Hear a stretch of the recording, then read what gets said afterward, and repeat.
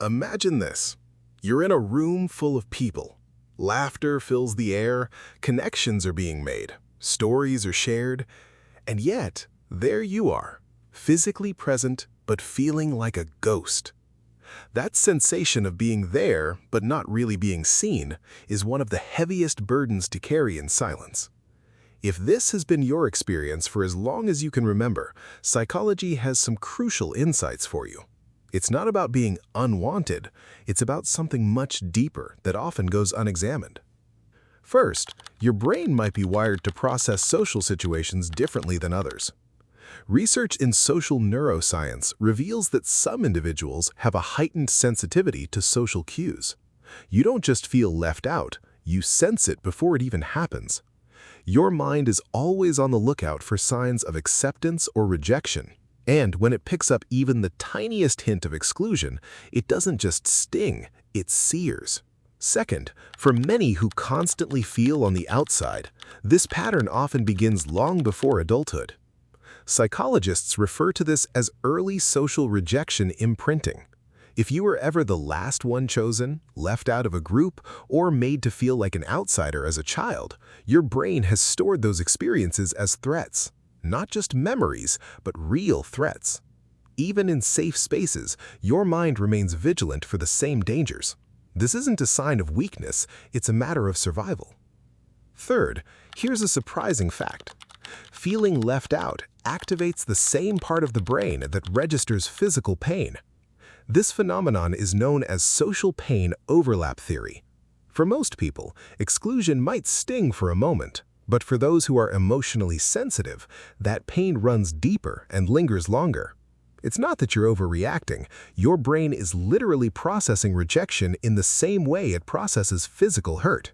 So when someone says, "You're too sensitive," they might not grasp how your brain truly functions. 4.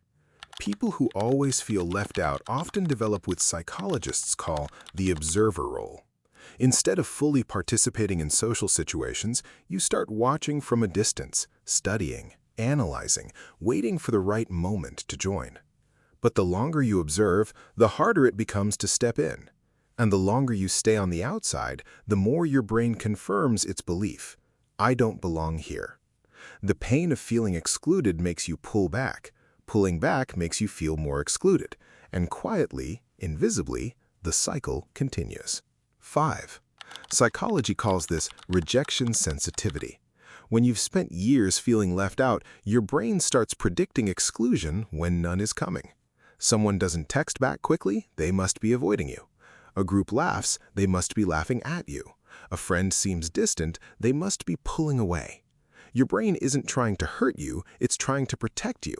But in doing so, it creates a painful filter over every social interaction, one that makes belonging feel impossible even when it's right in front of you. 6. There's a specific kind of loneliness that comes with always feeling left out, and it's different from simply being alone. It's the loneliness of being surrounded by people and still feeling unseen. Psychologists call this existential loneliness. You're not isolated, you're invisible. And on the inside, there's always a quiet question. Does anyone actually see me? Here's what nobody tells you about people who always feel left out. They develop something rare. Because you've spent so much time on the outside looking in, you've become extraordinary at understanding people. You notice when someone else is struggling to fit in. You feel genuine empathy for the invisible ones in the room.